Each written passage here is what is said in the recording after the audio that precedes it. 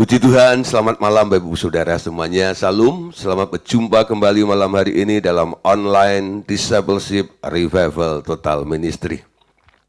Oke, yang sudah hadir malam hari ini, kita akan membuka hati bersama-sama dan kita mau belajar firman Tuhan. Tema firman Tuhan malam hari ini adalah kelanjutan dari apa yang kita bahas hari kemarin, yaitu masih bicara tentang selubung.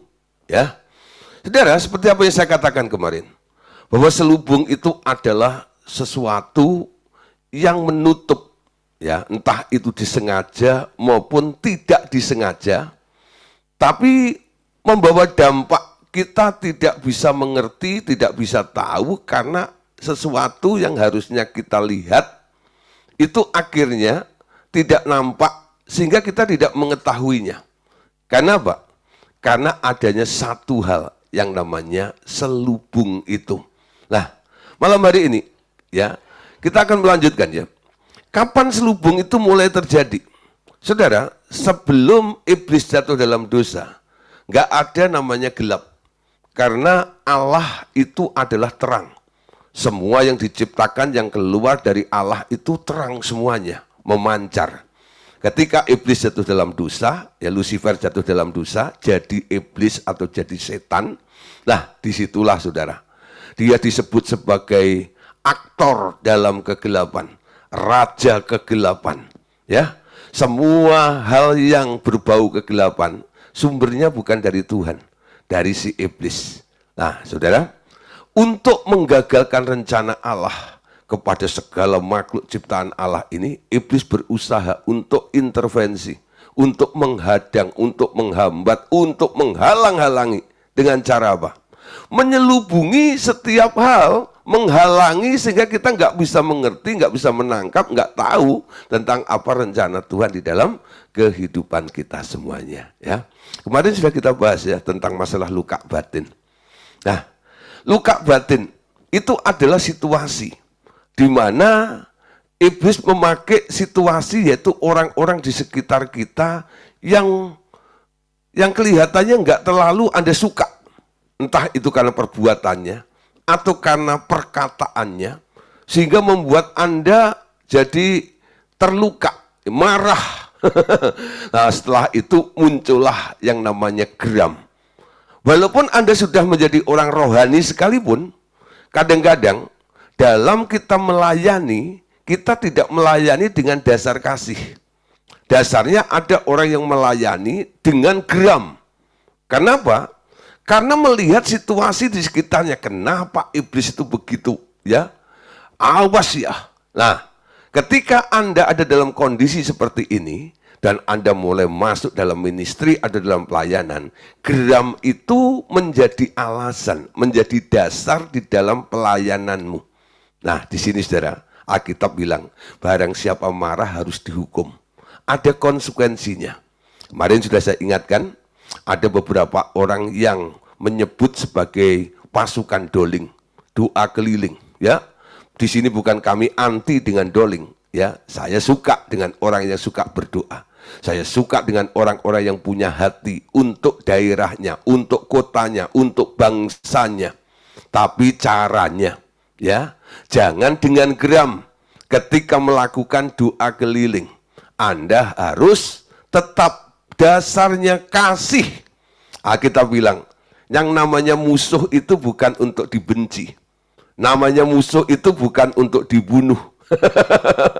Ya, namanya musuh itu untuk dikasihi. Kata firman, kasihilah musuhmu dan berdoalah kepada mereka yang menganiaya kamu. Siapapun, makhluk apapun, saudara, harus ya kita memperlakukan dengan kasih. Dia kasih itu menutup segala sesuatu. Kasih itu menuntun ya orang-orang itu akan masuk atau menuju kepada pertobatan, biasanya seperti itu. Nah, saudara, dengan kita tidak geram dalam melayani, kita akan terbebas dari serangan balik. Banyak orang yang mengalami ya, berkatnya tertutup. Ya, kemarin sudah kita bahas tentang selubung berkat ya. selubung berkat. Ya, saya buka ya tentang selubung berkat. Nah, selubung berkat. Oke ya, atas berkat. Mari dipakai contoh tentang orang-orang yang melayani Tuhan dengan geram. Sehingga berkatnya terselubung. Artinya apa? Iblis intervensi melakukan serangan balik kepada orang yang melakukan doling itu. Yang disasar, yang diserang adalah daerah berkatnya. Dan itu survei membuktikan. Beberapa orang yang rajin doling, lalu mengalami hal tersebut, datang ke bengkel kami. Ya, kami setiap bulan itu ada bengkel rohani di Metro Permata 1 Blok C6 nomor 4. Nah, bulan ini jatuh tanggal 10, tanggal 10, 11, 12. Ya, 12. Tanggal 12. Bagi Bapak Saudara yang perlu dibengkelin, silahkan boleh hadir juga. Nah, Saudara, tapi tempatnya ada di Jabodetabek ya. Nah, Saudara, ada beberapa orang yang hadir ke bengkel kami. Lalu dia bilang, Pak, saya ini sudah melayani Tuhan. Saya ya sebagai pasukan doa keliling, Pak. Tapi kenapa, Pak ya? Saya sudah melayani Tuhan seperti ini, kok ekonomi saya mengalami kehancuran seperti ini. Lalu saya cross check ya, saya cek. Kenapa? Coba, ketika kamu berdoa bagaimana?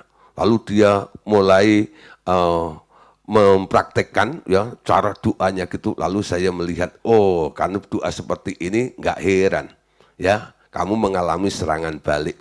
Kenapa? Kamu menyasar, mengobrak-abrik sarangnya itu si iblis ya. Nah, di situ kamu ya diserang balik sama dia.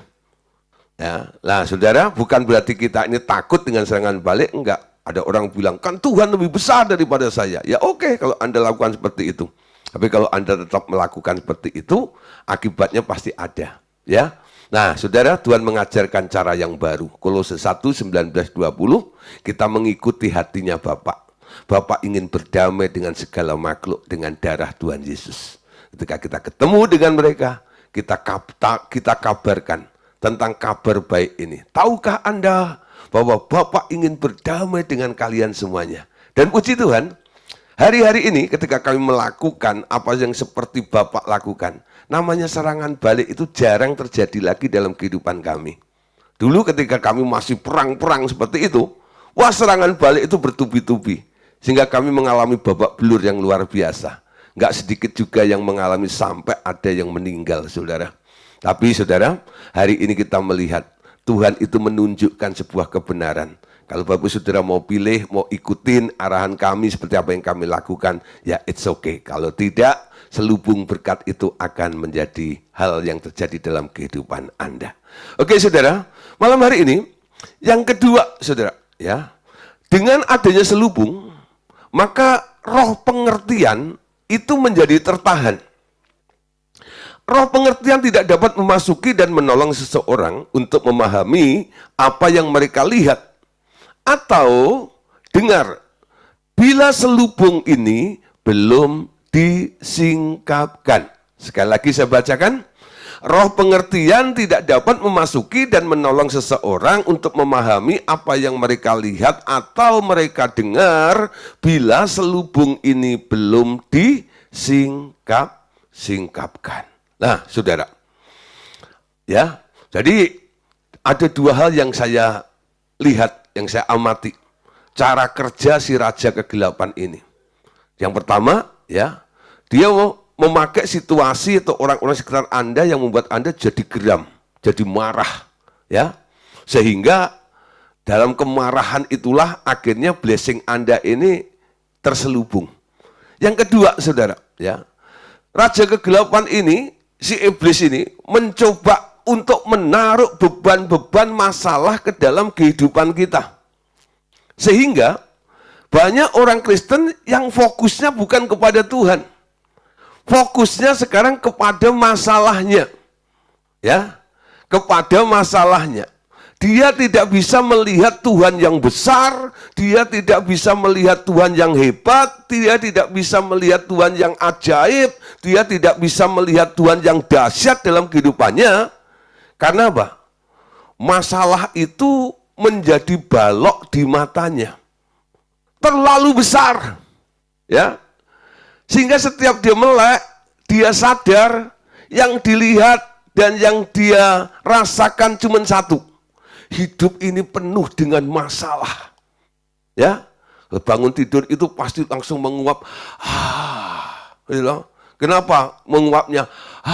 Gitu. Kalau Anda saudara ada beban gitu rasanya ngangkat tuh gitu ya, ada sesuatu. Nanti coba siapa yang bangun tidur nanti kalau nguap masih gitu atau enggak ya. Nah, tapi kalau sudah bebannya diangkat, nanti bangun tidur nguapnya beda saudara. Puji Tuhan, haleluya, glory, amin. Nah, kalau belum bisa nguap seperti itu, harus belajar. Bangun tidur, menguapnya bukan, ya, tapi menguapnya, praise the Lord, puji Tuhan, God is good. Betul? Nah, besok dicek Pak Andreas ya.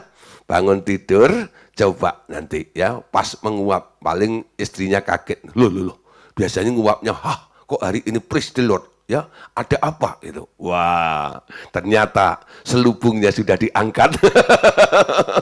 Bukan beban yang dia lihat, tapi Tuhan yang besar, Tuhan yang ajaib, Tuhan yang dahsyat yang menyertai dalam kehidupan Pak Andreas. Amin. Nah, saudara, roh pengertian itu sengaja ditutup oleh si iblis kadang-kadang. Supaya kita nggak mengerti. Kita punya Allah yang dahsyat. Kita punya Allah yang ajaib. Kita punya Allah yang besar dalam kehidupan kita, amin. Nah, coba saudara, kalau Anda diperhadapkan dengan dua hal, masalah besar dengan Tuhan yang besar, mana yang lebih nyata? Mana yang Anda rasakan?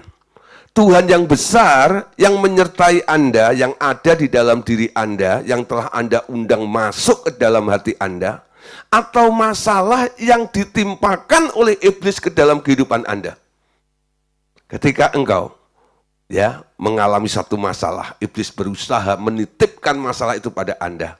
Tapi kalau kesadaranmu Anda punya Allah yang besar, Anda tidak akan mengeluh. Anda bisa berkata, Tuhan yang ada di dalamku lebih besar dari masalahku. Amin. Sehingga Tuhan itulah yang nyata di dalam kehidupan kita semuanya. Nah, gara-gara pengertian itu tidak ada dalam kehidupan kita, apa yang terjadi? Ya, juga bagi mereka yang sudah pernah sekali diterangi hatinya, bila mereka memasuki kehadiran raja kegelapan itu, dan mereka tertutup oleh selubung kegelapan itu, mereka akan berubah menjadi bodoh dan tumpul pengertiannya, karena roh pengertian tak mampu bekerja di dalamnya untuk menolong dia untuk selanjutnya. Jadi orang yang terselubung pengertiannya itu jadi bodoh, jadi tumpul, ya. Nah, satu kali saudara saya diundang di satu buah kantor, ya kantor besar, ya itu kantor di Wisma Indosmen. Nah, saudara setelah persekutuan yang dihadiri hampir 200 orang tuh, nah habis itu pengurusnya bilang gini, Pak, ya, ada satu dewan direksi yang hari ini nggak bisa hadir, dan dia beliau mau ketemu dengan Bapak, punya waktu. Ya, saya bilang oke. Lalu saya dibawa naik ke lantai 6. Nah, situ ketemulah dengan salah satu daripada 5 direksi di situ itu. Nah, ketika sampai di sana, lalu dia bilang, Pak, ya, saya punya masalah gini. Ternyata masalahnya bukan masalah tentang pribadinya, tapi masalah perusahaan. Saudara, saya nggak punya bidang ke sana loh. Ya, saya nggak ngerti. Saya lulus SMA langsung sekolah Alkitab. Jadi tentang hal seperti bisnis segala macam itu nggak ngerti dunia bisnis itu. Nah, ketika dia menceritakan seperti itu, benar-benar apa yang diceritakan itu saya nggak ngerti babar belas, ya. Dan saya berpikir saya mesti ngomong apa? Coba Anda bayangkan ya. Ada orang cerita kepada Anda, lalu Anda nggak ngerti, Anda bisa komentar nggak? Nggak bisa kan? Itu yang saya alami saat itu. Betul, dia cerita tentang dunia bisnis yang membuat saya nggak ngerti sama sekali. Betul, saya nggak ngerti apa yang dia sampaikan itu, apa yang diceritakan tentang itu. Disitulah saya bergantung dengan Roh Kudus, saya nggak ngerti. Ya, Tapi saya tahu, engkau bawa ke sini, saya adalah terang. Manifestasi terang itu harus terjadi di tempat ini. Lalu Tuhan memberikan hikmat pada saya, saudara, ya. Nah, lalu saya ngomong, saudara. Ketika saya ngomong, padahal saya ngomong itu juga, itu ngomongan entah jawab atau enggak, saya juga enggak ngerti.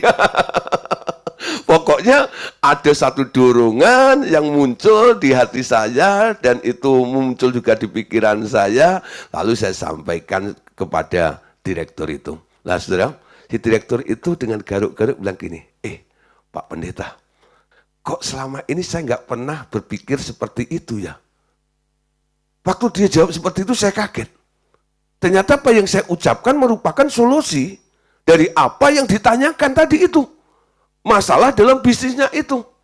Nah, saudara, lalu direksi itu tanya gini, kok Pak Gideon bisa berpikir seperti itu, kenapa?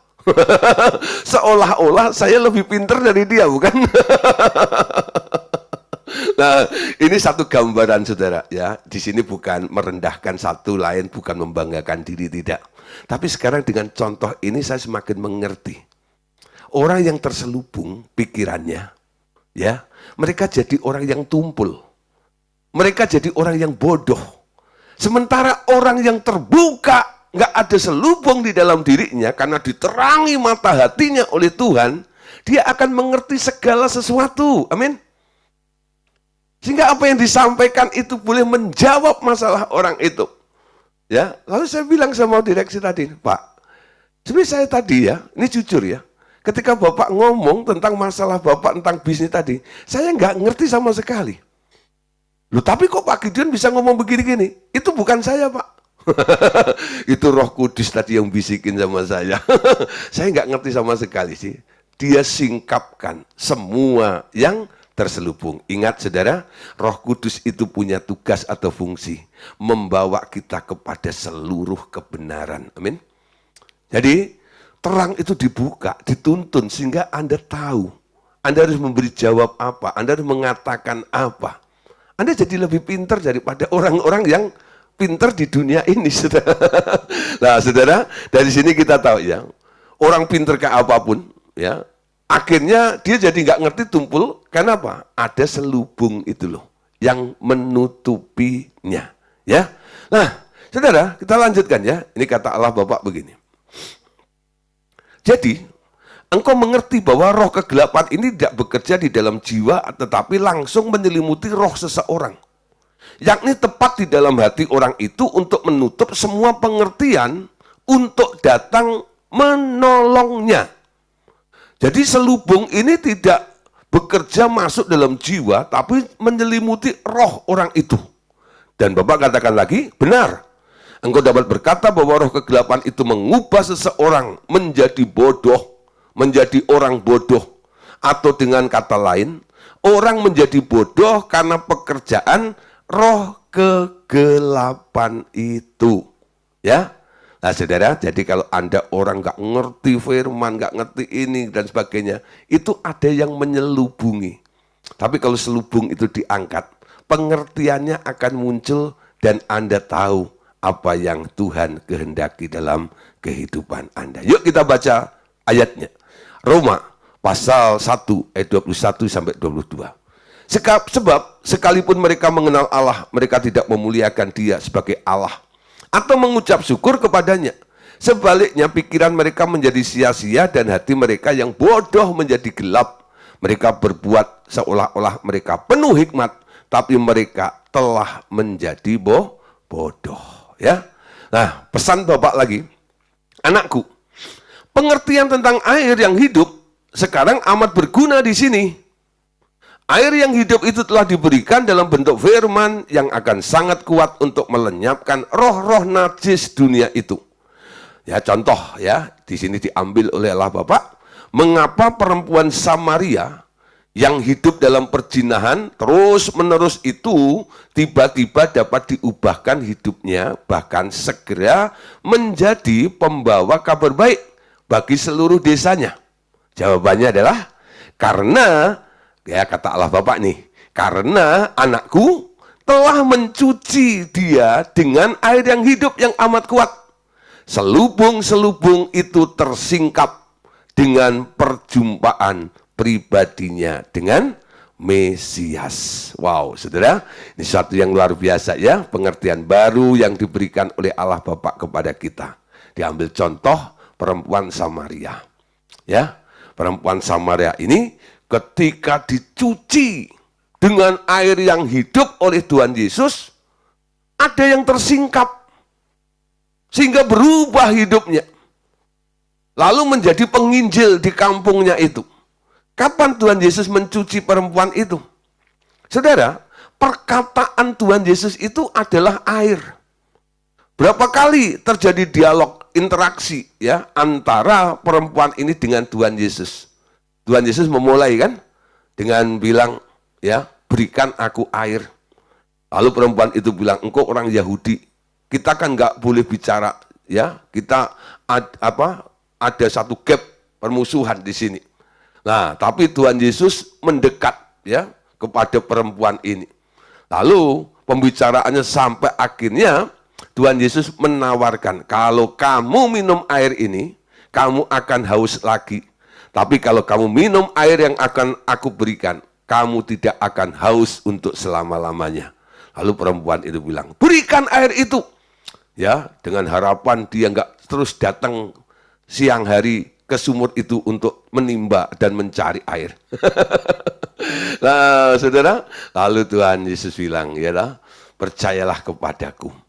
Ya, sekarang karena kamu percaya kepadaku, sekarang di dalam hatimu telah memancar aliran-aliran air yang hidup itu ya. Ada mata air kehidupan di situ. Nah, saudara, lalu perempuan itu sadar dirinya ada mata air, dia mulai alirkan air itu. Bukan hanya untuk dirinya sendiri, tapi juga untuk orang-orang sekampungnya.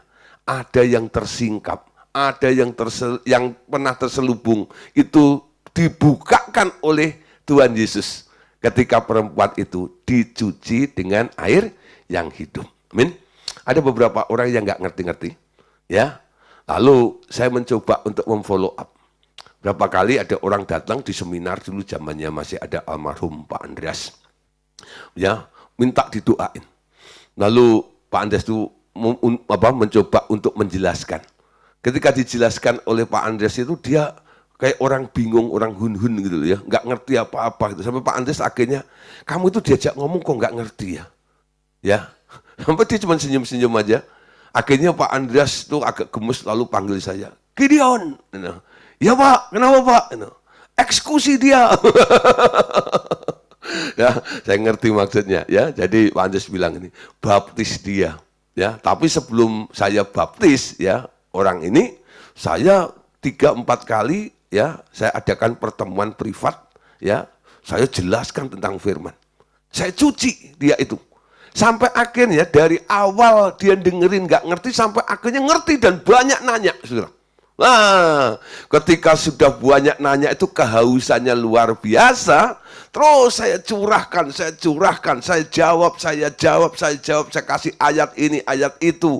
Ya, apa yang Tuhan ingin sampaikan, saya sampaikan kepada anak itu. Ya, nah, sebulan kemudian ketemu dengan Pak Andreas. Ya, lalu datang lagi, lalu diajak ngomong Pak Andreas, udah bisa nyambung, Saudara. Sudah bisa nyambung, padahal belum saya baptis, Saudara. Ya, lalu tanya pada, udah dibaptis belum sama Pak Gideon?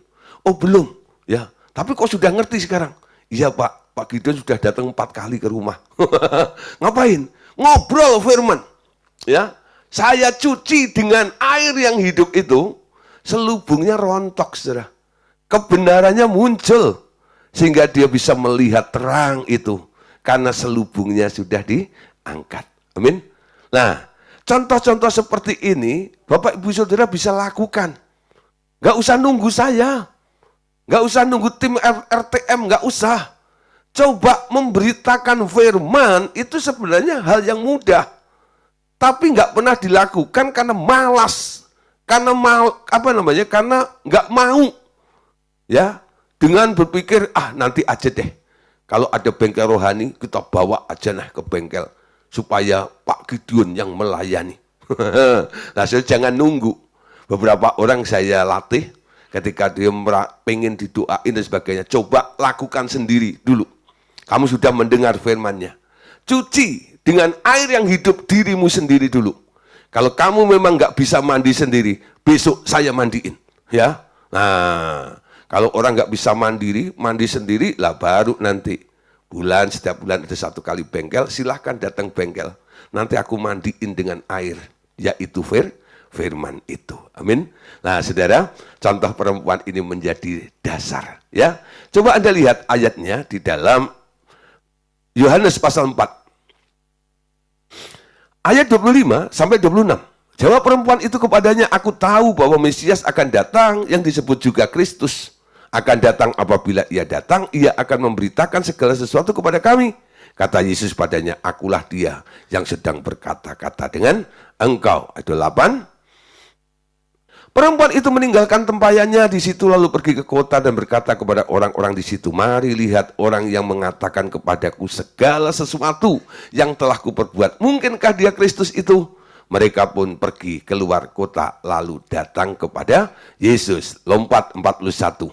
Karena perkataannya lebih banyak lagi orang yang percaya. Dan mereka berkata kepada perempuan itu, kami percaya, tetapi bukan lagi karena apa yang telah kau katakan, sebab kami sendiri telah mendengar dia, dan kami tahu bahwa dialah benar-benar juru selamat dunia. Anda tahu di sini 41 kesimpulannya, ini adalah proses penggunaan air, ya, dipakai kata, ya, perkataan, karena perkataannya, amin.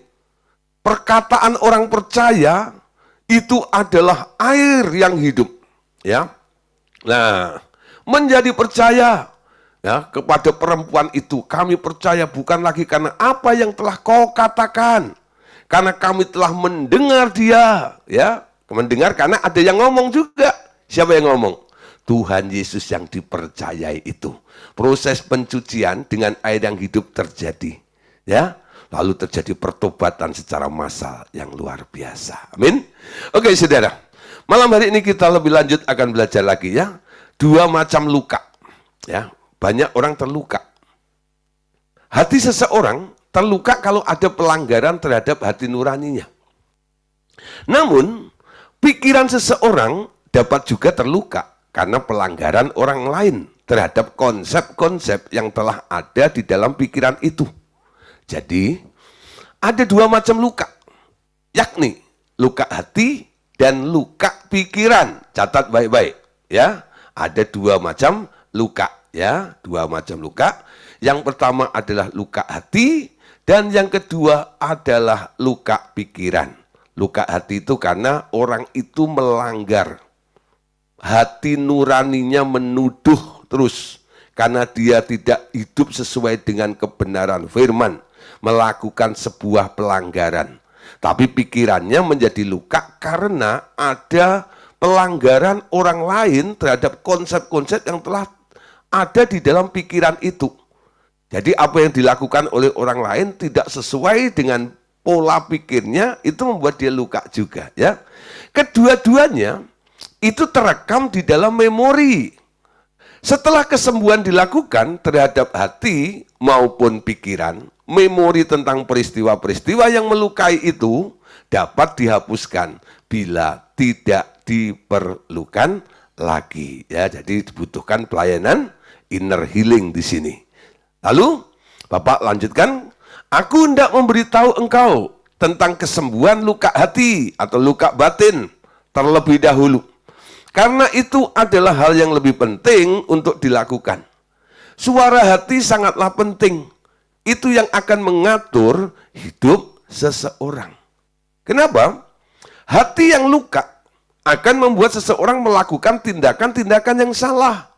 Seperti contohnya, ya, hati yang luka akan melakukan pembalasan dendam, membunuh orang, atau melukai siapa saja yang banyak atau sedikit ada hubungannya dengan lukanya itu, ya. Luka dalam hati biasanya terekam di memori juga. Hati nurani manusia itu amat tidak stabil. Hanya bila hati nurani itu menemukan peneguhan oleh firman-Ku, kata Bapak, baru ia menjadi teguh. Hati nurani manusia juga dipengaruhi oleh pendidikan. Pendidikan dunia sering menyesatkan, membuat sikap hati yang keliru terhadap sesama manusia. Tetapi pendidikan melalui firman-Ku akan mengkoreksi dan menyembuhkannya. Jadi luka hati dapat disembuhkan dengan mendengarkan firman-Ku juga. Ya, nah, saudara, ada dua macam luka tadi. Luka hati dan luka pikiran. Nah, bagaimana menyembuhkannya? Jadi proses pencucian dengan air yang hidup, dengan rajin-rajin mendengar firman Tuhan, itu akan menyembuhkan luka batin atau luka hati dan luka pikiran itu. Kenapa?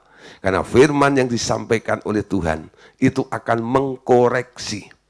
Jadi dasarnya itu bukan pola pikiran Anda, tapi apa kata Tuhan. Tuh, apa kata Tuhan. Nah, Tuhan akan berbicara kepada Anda dalam setiap situasi ketika engkau menghadapi orang model apapun juga. Nah, karena Anda tidak pakai konsep pikiranmu sendiri, di sini saudara, Anda nggak akan terluka. Kenapa? Jadi apa yang terjadi di sekitar Anda itu tidak Anda amprokin, ya, tidak Anda adu dengan argumen dasar pikiran Anda sendiri. Tapi Anda amprokin atau Anda argumenkan dengan kebenaran firman-Nya. Ya.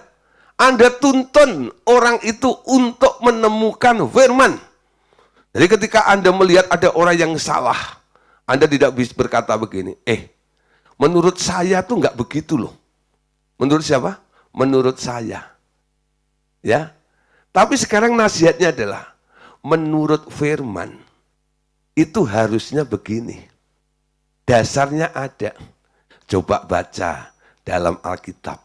Ada ayat yang berbicara seperti ini. Anda tunjukkan kebenaran-kebenaran firman itu. Ketika orang itu nggak berubah atau membantah Anda nggak jadi kecewa. Kenapa?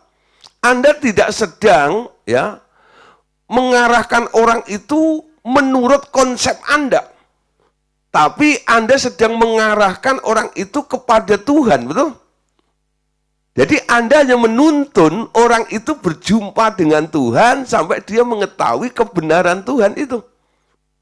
Nah, di sini sudah ini mengurangi beban Anda, betul? Mungkin Anda juga mungkin punya hanya sedikit aja perasaan, kok ada ya orang kayak begitu? Disuruh berubah, ya, diingatkan, Tuhan itu pengen begini, apa yang dilakukan, kok nggak mau berubah? Mungkin paling banter itu yang Anda rasakan, ya. Tapi kalau keinginan kuat Anda, aku mau orang itu berubah seperti apa yang aku pikirkan. Nah, itu saudara, ya, menjadi sesuatu yang sangat, ya, kadang-kadang melukai Anda. Kenapa sih orang diajak baik nggak mau? Ya, maunya apa? Dari Anda mengasihi orang itu gara-gara sikapnya yang nggak mau berubah, kasihmu berubah. Jadi apa? Jadi marah terhadap orang itu. Ya sudah kalau gitu, ya.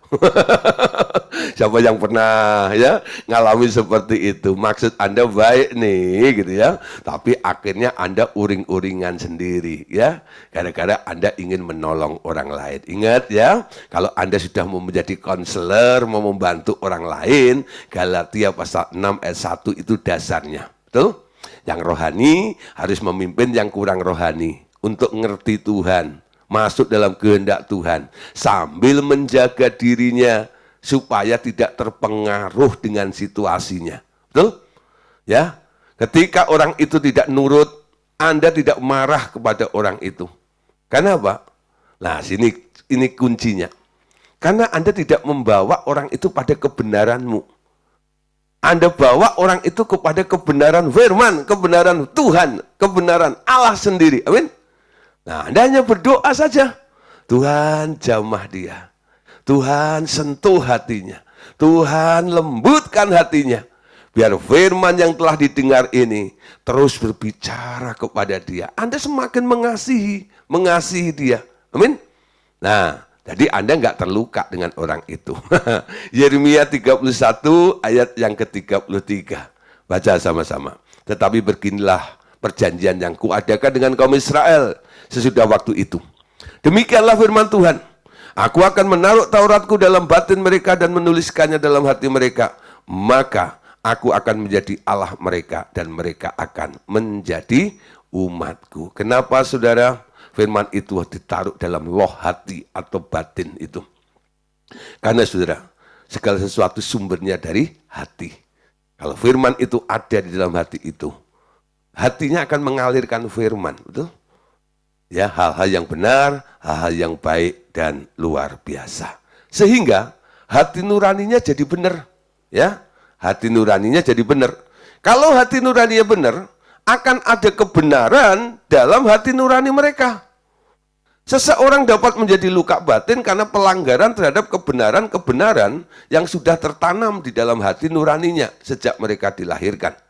Hati nurani seorang anak telah memiliki satu set aturan-aturan asli di dalam hatinya yang tidak diperoleh dibangun dari sumber-sumber dari luar, tapi terbawa sejak lahir dari keturunannya. Tapi hati nurani itu kemudian berkembang melalui pengalaman dan pendidikan. Perhatikan ya, contoh kalau orang punya anjing ya, di sini pakai contoh anjingmu yang tanpa diajari sudah dari kecil cenderung untuk membawakan kunci mobil bila engkau datang. Karena ada dorongan ingin membantu dan menolong tuannya tanpa diajari.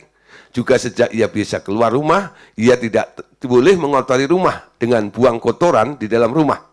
Ia selalu ingin menjadi berguna bagi tuannya kapan saja.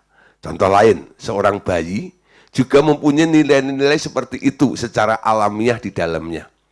Dia akan menangis bila mereka merasa salah. Satu, orang tuanya menjadi marah. Sekalipun marah itu tidak diungkapkan dengan nyata. Hati nurani bertumbuh dengan pertambahan usia. Bila hati nurani seseorang bertumbuh di antara orang-orang yang mengasihi dia, dan sejak kanak-kanak tak disertai luka batin dan penderitaan, kemudian lalu diteguhkan dengan firman Tuhan, ia dapat menjadi wadah bagi hikmat untuk bertumbuh dengan sempurna. Jadi ini bicara tentang lingkungannya, itu menghasilkan hati nurani seperti apa. Bila hati nuraninya, hati nurani seseorang terganggu atau dirusak, maka hikmat juga akan rusak. Dan seterusnya. Tingkah laku seseorang akan rusak pula tentunya. Bila hati nurani itu bertumbuh tanpa cacat, dalam diri orang itu akan tumbuh karakter yang kuat, karakter yang stabil, dan selalu tahu dengan tepat apa yang harus dilakukannya pada setiap saat. Ya, jadi banyak hal yang mempengaruhi hati nurani, bisa keadaan lingkungan. Ya, nah, semua itu nanti akan membentuk hati nurani seseorang itu. Nah, saudara, ini ada satu contoh yang Allah Bapa berikan kepada kita malam hari ini tentang satu orang yang terkenal sebagai orang yang paling berhikmat di bawah kolong langit. Siapa itu? Yaitu Raja Salomo. Ya, kenapa saudara? Salomo itu punya hikmat yang luar biasa, hikmatnya bertumbuh seperti itu.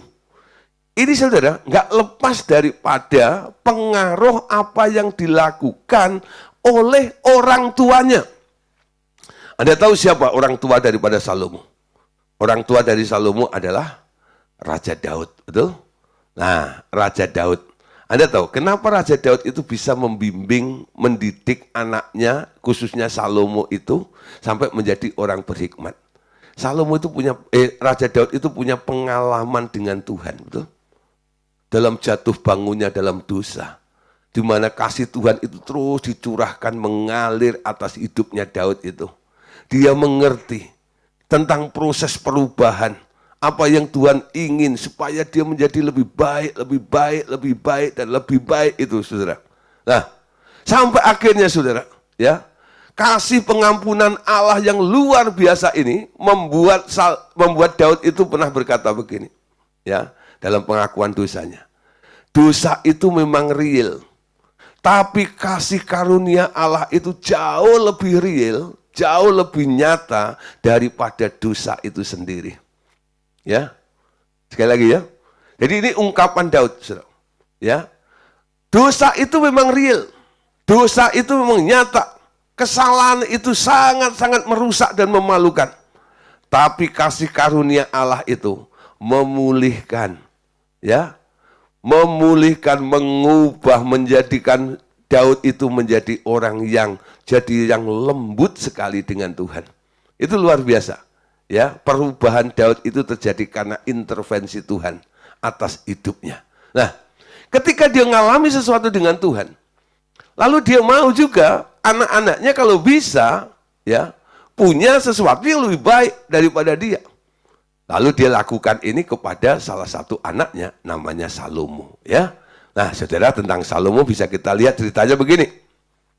Lihat, Salomo telah terpilih sebagai raja Israel, walau ia dilahirkan oleh Batseba, bekas istri Uria, betul?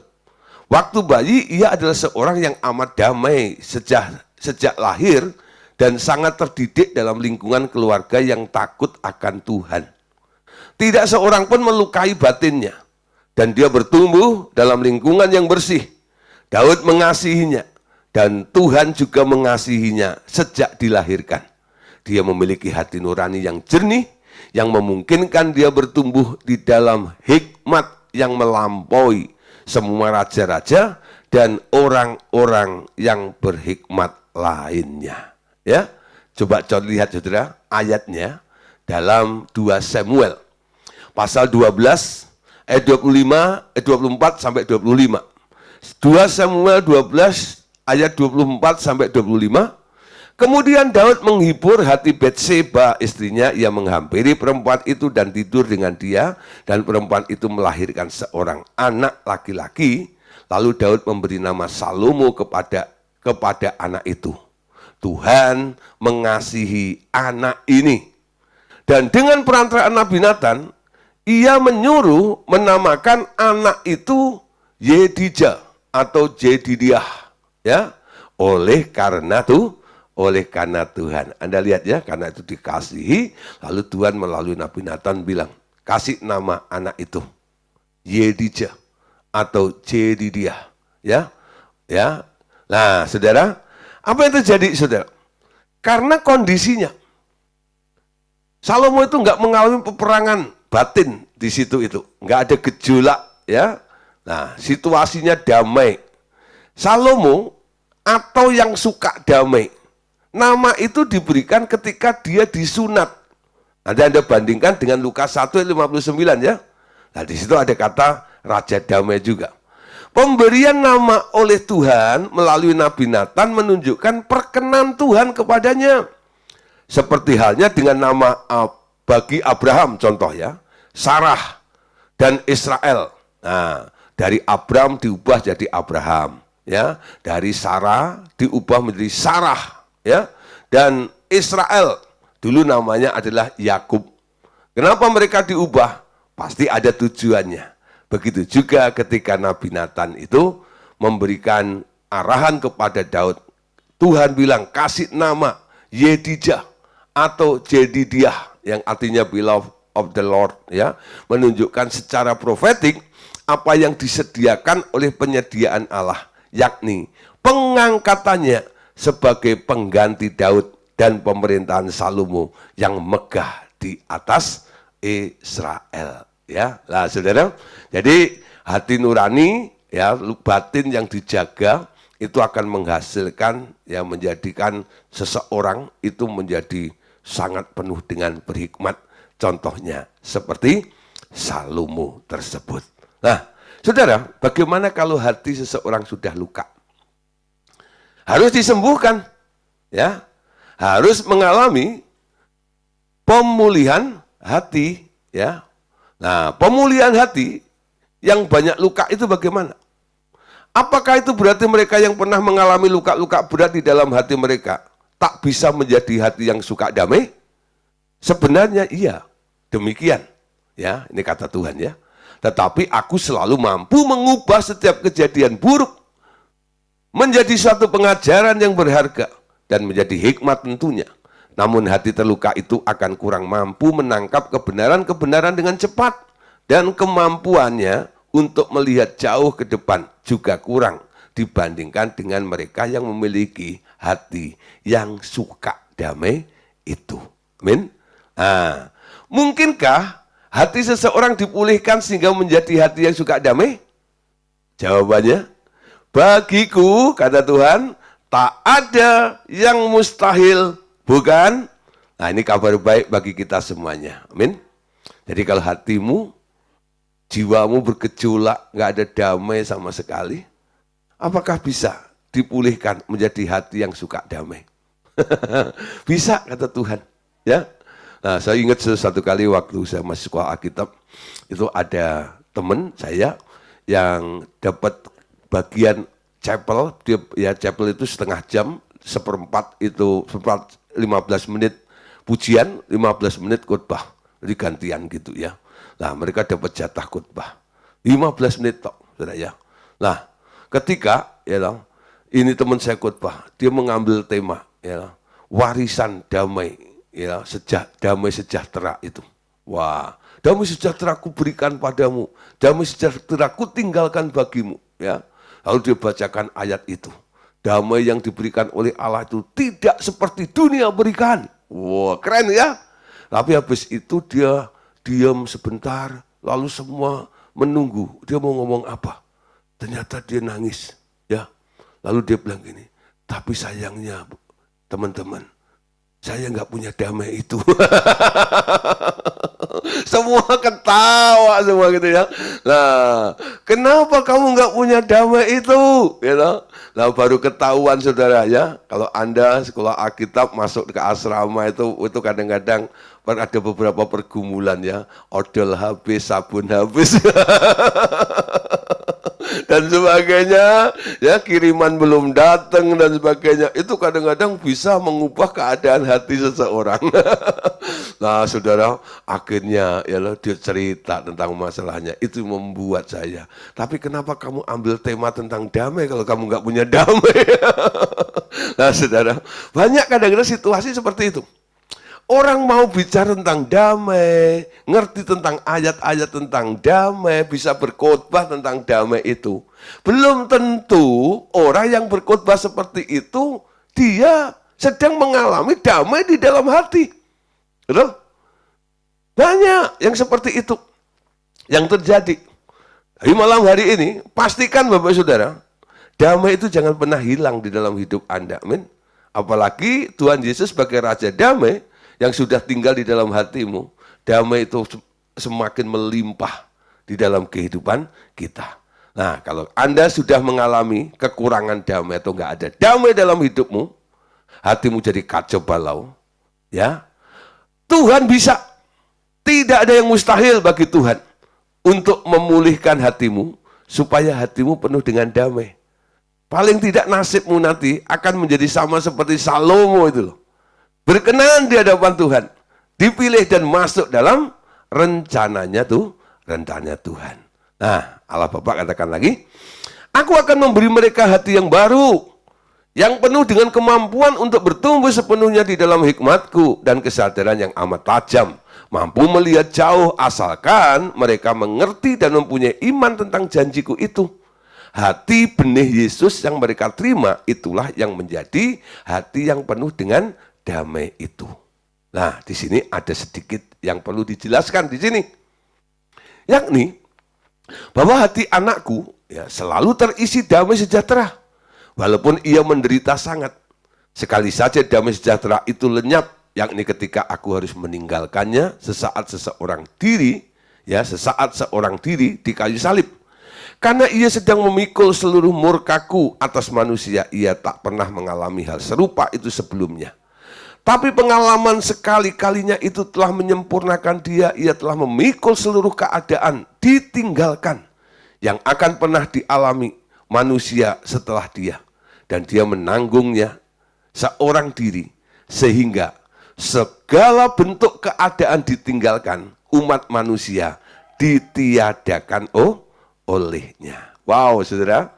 Ya, saudara, pengalaman dari Tuhan Yesus di kayu salib. Sampai dia berkata, Eloi, Eloi, lama sabatani. Bapakku, Bapakku, kenapa engkau meninggalkan aku? Ya, dari surga turun ke bumi, Yesus itu nggak pernah ditinggalkan Bapaknya.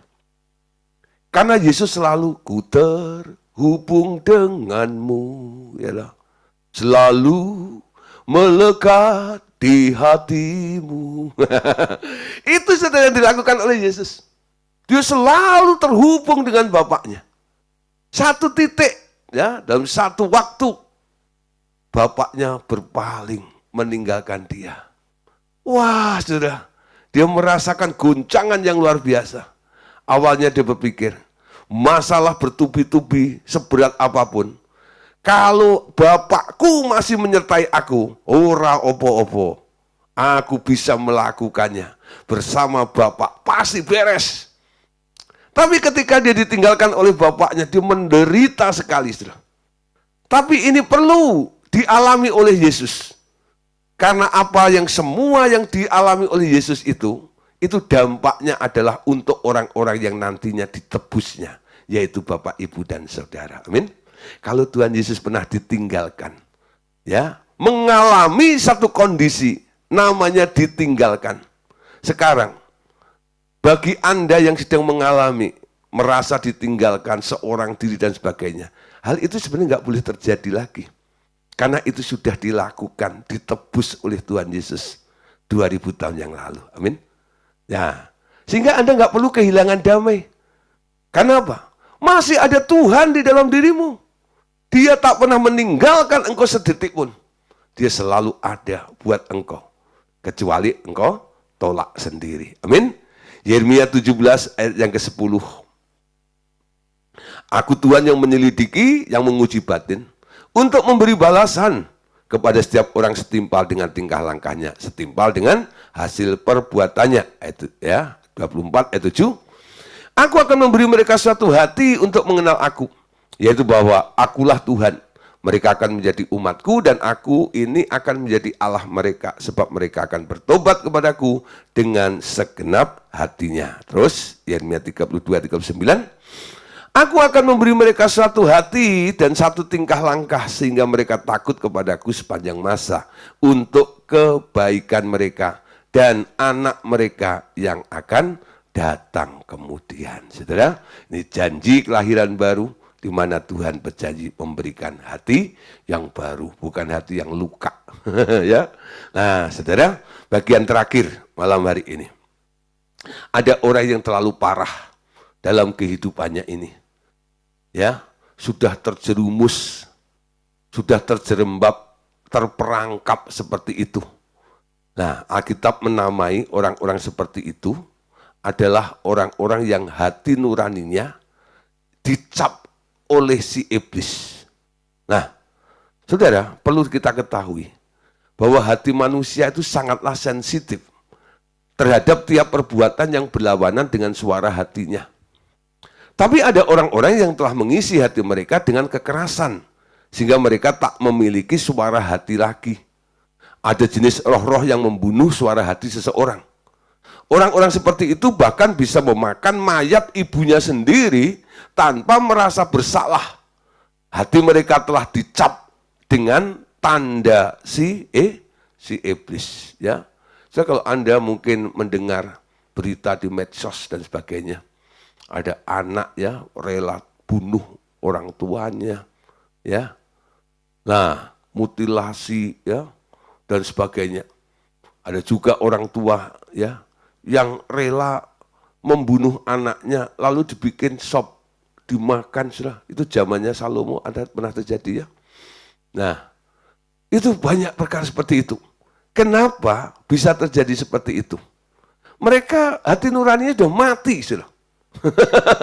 Kok bisa seperti itu? Nggak ada suara sedikit pun, saudara.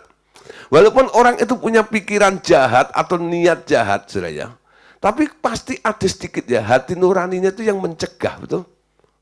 Siapa di sini pengen, Pak Mas, Anda mau marah ya, ada orang jengkelin Anda gitu, Anda pengen gampar orang ini, ya pantasnya gue tonjok aja gitu. Ketika Anda mau tonjok itu pasti ada suara ya, yang mencegah, jangan. Dia kalau kamu tonjok pinjol, ya loh. Kalau kamu tonjok nanti ya jadi apa? Ya kalau dia nggak balas, kalau dia balas kamu juga akan benjol juga nanti. Itu pasti ada suara ya dari hati nuranimu itu. Tapi kalau orang sudah dicap dengan capnya si iblis, hati nuraninya sudah nggak ada suara lagi. Ya, sudah nggak ada yang mencegah ya perbuatan jahat itu. Sehingga perbuatannya itu sudah di luar nalar. Mungkin orang sampai geleng-geleng, kok ada orang kayak begini? Buktinya ada. Nah, orang yang semacam ini disebut adalah orang-orang yang sudah dicap ya dengan meterainya si iblis. 1 Timotius 4 ayat 1 sampai ayat yang ketiga, Saudara. Kita lihat di sini. Tetapi Roh dengan tegas mengatakan, pada waktu-waktu kemudian atau hari-hari terakhir, ada orang-orang yang akan murtad, lalu mengikuti roh-roh penyesat dan ajaran setan-setan. Oleh tipu daya pendusta-pendusta yang hati nuraninya memakai cap mereka. Mereka melarang orang kawin, melarang orang makan makanan yang diciptakan Allah supaya dengan pengucapan syukur dimakan oleh orang percaya yang telah mengenal kebenaran itu. Nah, sudah saya nggak bicara tentang makanannya. Tapi kita lihat dari ayat 1 dan 2 bagian A dan bagian 2 ini, dikatakan pada hari terakhir itu ada orang yang murtad, nggak ngikut Tuhan, ngikuti roh-roh penyesat, ajarannya setan-setan, ya raja kegelapan itu, dan tipu daya pendusta, yang hati nuraninya mereka memakai cap mereka. Capnya siapa? Capnya setan itu, capnya si iblis. Pertanyaannya, siapakah mereka yang memakai cap si iblis, ya, secret by not iron itu? Nah, saudara, siapa mereka yang memakai cap si iblis itu? Nah, siapa? Mereka adalah orang-orang yang memberi diri mereka kepada iblis dengan kerelaan mereka sendiri. Ya, nah, ini Bapak bilang nih kepada Pak Andreas ya, ini ada satu peristiwa, ada seorang anak asuhnya Pak Andreas ya. Bapak katakan seorang anak asuhmu yang pernah menyerahkan diri kepada iblis adalah seperti itu. Tapi karena doa dan kasihmu yang terus menerus, ia kini terbebas sepenuhnya dan memberikan hatinya kepadaku sepenuhnya sekarang. Ya, nah saudara, mungkin Anda akan menemukan ada orang-orang yang sudah mulai taken kontrak dengan si iblis. Nah, itu sebenarnya bisa ya dibebaskan. Anda berdoa untuk mereka seperti apa yang dilakukan oleh Pak Andreas itu. Banyak orang yang meminta si iblis mengontrol hidup mereka karena beratnya beban yang mereka tanggung dalam sistem dunia ini. Mereka membuat kontrak dengan si iblis. Sebagian melakukan itu karena tak kuasa mengendalikan dorongan-dorongan seksual mereka. Itu akibat lingkungan pergaulan dan juga faktor keturunan mereka. Ya, nah saudara, ya ada orang karena beban hidupnya, karena bosen miskin, lalu pergilah ke Gunung Kawi. Ya, nah di situ taken kontrak. Ya, pokoknya apapun juga, pokoknya jadi kaya. Ya, nah lalu dengan persyaratan ini dan itu, ya. Ada taken kontrak gitu. Nah, saudara, ini bukan cerita fiktif, saudara. Ini benar-benar terjadi, ya.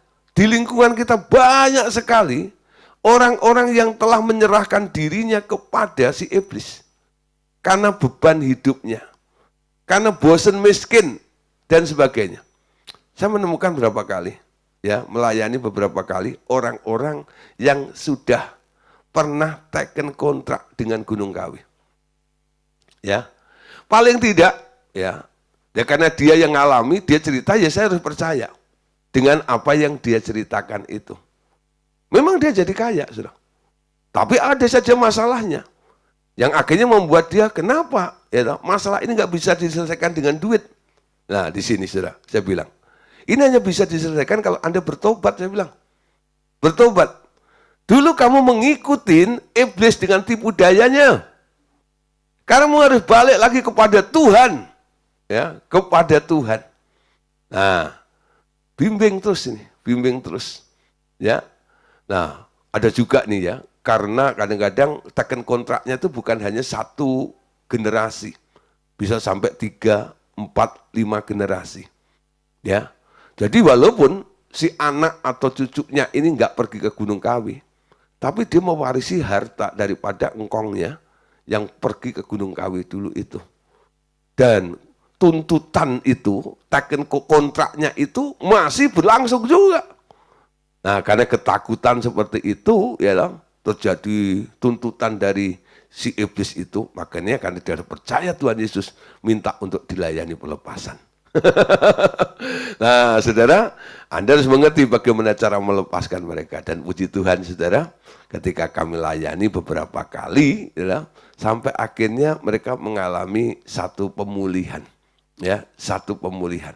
Jadi paling tidak, saudara, Anda bisa menyelamatkan satu generasi dan memperbaiki supaya generasi berikutnya nggak dirusak, gitu ya.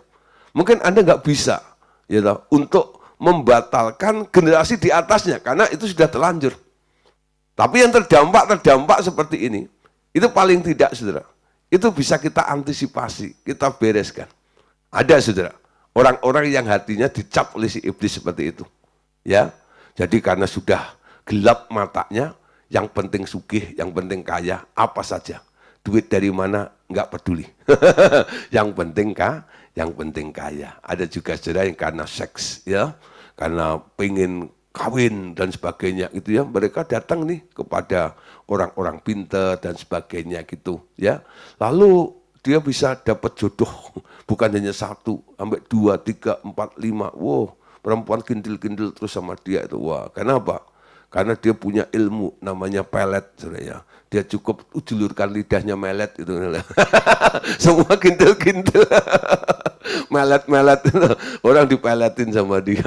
Nah, saudara, itu pengaruh yang luar biasa, ya. Tapi itu merupakan kontrak juga, ya. Orang-orang seperti ini sebenarnya dimiliki oleh si iblis. Nah, kita bilang nih, ya, dari pelajaran kita, cerita-cerita tentang seks membuat anak-anak muda mencari pengalaman di dalamnya, menentang semua aturan. Karena keinginan-keinginan kedagingan mereka, ya, mereka kemudian mengisi diri mereka dengan banyak luka batin karena apa yang mereka telah lakukan. Ketika seseorang tiba pada keadaan sadar akan dirinya kembali, karena satu atau lain sebab, mereka merasa begitu kotor hingga mau bunuh diri. Mereka bilang membunuh diri gara-gara cinta, ya. Tapi sebenarnya itu akibat hati nurani mereka yang sangat terluka. Amin. Ada pula orang-orang yang menjual anak cucunya kepada iblis supaya ia menjadi kaya. Nah, itu yang saya ceritakan tadi, ya. Akibatnya anak cucunya semua mati muda dan menjadi miskin karena rezeki mereka telah diambil oleh kakeknya sendiri. Nah, saudara, itu lucu, ya. Jadi iblis itu sebenarnya nggak punya sumber. Dia itu memanipulasi, menipu, ya. Dia memindahkan saja, mengelabui Anda. Jadi satu generasi kaya, nanti generasi berikutnya, ya, itu bisa jadi miskin. Kenapa? Jatah berkat daripada generasi berikutnya, anak cucunya itu sudah dinikmati oleh kakeknya. Bisa juga, saudara, ya. Nah, mungkin ada yang dikorbankan dan itu. Nah, tapi saudara, ada satu hal yang baik. Tadi contohnya Salomo, ya. Salomo, saudara, justru telah mendapatkan kekayaan dengan meminta hikmat dari Tuhan. Hikmat dari Allah membuat seseorang menjadi kaya. 2 Tawarikh pasal 1 ayat 8-10. Berkatalah Salomo kepada Allah, Engkaulah yang telah menunjukkan kasih setiamu yang besar kepada Daud ayahku, dan telah mengangkat aku menjadi raja menggantikan dia. Maka sekarang ya Tuhan Allah, tunjukkanlah keteguhan janjimu kepada Daud ayahku, sebab engkaulah yang telah mengangkat aku menjadi raja atas suatu bangsa yang banyaknya seperti debu tanah. Berilah sekarang kepadaku hikmat dan pengertian, atau wisdom and knowledge, supaya aku dapat keluar dan masuk sebagai pemimpin bangsa ini, sebab siapakah yang dapat menghakimi umatmu yang besar ini. Yang diminta apa? Bukan kaya tapi hikmat. Nah, contoh lihat ini, ya, lanjutan ayatnya, 2 Tawarikh 1, 11-12-nya. Berfirmanlah Allah kepada Salomo, oleh karena itu yang kau ingini dan engkau tidak meminta kekayaan, harta benda, kemuliaan atau nyawa pembencimu, dan juga tidak meminta umur panjang, tetapi sebaliknya engkau meminta kebijaksanaan dan pengertian untuk mendapat menghakimi umatku yang atasnya aku telah merajakan engkau, maka kebijaksanaan dan pengertian itu diberikan kepadamu. Selain itu, aku berikan kepadamu kekayaan harta benda dan kemuliaan, sebagaimana belum pernah ada pada raja-raja sebelum engkau, dan tidak akan ada pada raja-raja sesudah engkau. Amin. Bapak Saudara, tentang selubung sudah selesai malam hari ini. Ya, nanti kita akan berjumpa lagi pada hari Jumat untuk melanjutkan pelajaran kita. Ya, nah tema pelajaran selanjutnya nanti yaitu kesembuhan memori. Ya, jadi mereka yang punya masalah di memorinya banyak sampah. Ya, nanti kita belajar bagaimana mengalami kesembuhan dan menyembuhkan memori tersebut. Oke, Tuhan Yesus memberkati kita semuanya. Amin.